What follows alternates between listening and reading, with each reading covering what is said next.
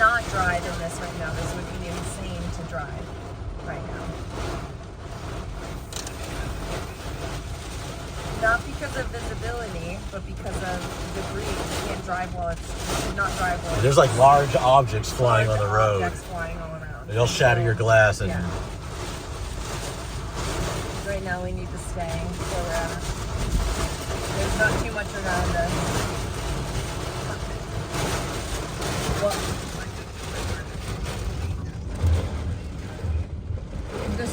we're not getting hit by... Yeah, the surge is not hitting us. The bay is actually two feet lower than normal tide as of an hour ago. We did just get a flash flood, another flash flood warning. Yeah, that rainwater will definitely accumulate. Yeah, that's for down south. But we'll find out.